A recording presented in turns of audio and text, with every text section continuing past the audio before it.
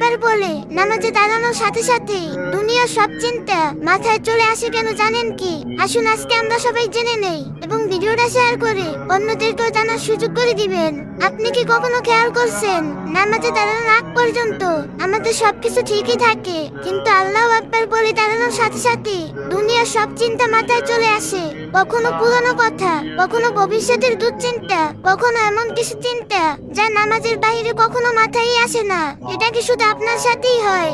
না, এটা প্রায় মানুষের সাথেই হয়, কারণ এটা শয়তানের সবচেয়ে বড় চেষ্টা যাতে আপনি নামাজে মনোযোগ দিতে না পারেন। সবার মনে একই প্রশ্ন, নামাজে কুমন্ত্রণা আসে কেন? আমাদের প্রিয় নবী হযরত মুহাম্মদ সাল্লাল্লাহু আলাইহি সাল্লাম বলছেন, শয়তান নামাজে এসে মানুষের মনে বিভিন্ন চিন্তা ঢুকিয়ে দেয় যাতে সে বুঝতে না পারে সে কি পড়ছে। এই কুমন্ত্রণাকে বলা হয় ওয়াসওয়াসা। তাহলে এর থেকে বাঁচার উপায় কি? এক, নামাজ শুরু করার আগে মন প্রস্তুত করুন। অনেকে তাড়াহুড়ো করে নামাজে দাঁড়ায়, কিন্তু নামাজে যাওয়ার আগে নিজেকে বলুন, আমি এখন আল্লাহর সামনে দাঁড়াতে যাচ্ছি। এই ছোট প্রস্তুতিতেই মনকে স্থির করে। দুই, আউযু বিল্লাহ পড়ুন। নামাজ শুরু করার আগে বলুন, আউযু বিল্লাহি মিনাশ শাইতানির রাজিম। এর অর্থ, আমি অভিশপ্ত শয়তানের থেকে আল্লাহর কাছে আশ্রয় চাই। এটা শয়তানের কুমন্ত্রণা থেকে রক্ষা পাওয়ার প্রথম তার। তিন, ধীরে ধীরে কোরআন পড়ুন। দূরত্ব পড়লে মন অন্যদিকে চলে যায়, তাই সূরা ফাতিহা ও অন্যান্য সূরা অর্থ বুঝে ধীরে ধীরে পড়ুন। চার, মন চলে গেলে আবার ফিরিয়ে আনুন।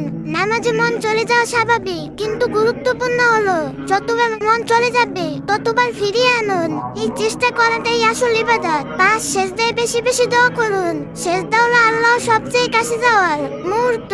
এই সময় বলুন, হে আল্লাহ, আমার মনকে স্থির করে দিন।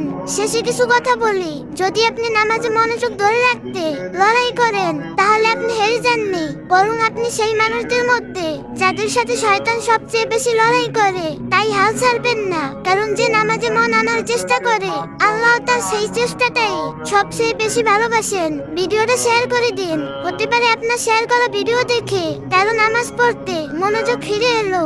ইসলামের যে কোনো বিষয় সুন্দরভাবে জানতে বুঝতে এই আইডিটি ফলো দিয়ে রাখুন, আর যে যা পারেন একটু বেশি বেশি কপি লিংক করে দিয়েন।